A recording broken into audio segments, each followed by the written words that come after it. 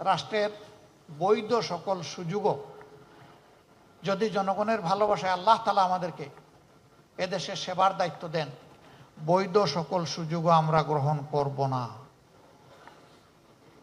যা না করলেই নয়, শুধু এইটাই আমরা গ্রহণ করব। আমরা চেষ্টা করব ওগুলা গ্রহণ না করেও পারি কিনা।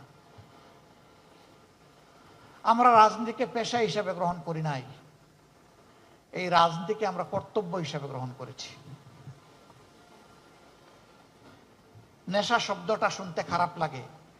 নেশা মানে কোনো দিকে একেবারে সম্পূর্ণভাবে ঝুঁকে পড়া। ওই অর্থে যদি বলেন তাহলে রাজনীতি আমাদের পেশা নয়, রাজনীতি আমাদের ঝুঁকে পড়া। এবং আমরা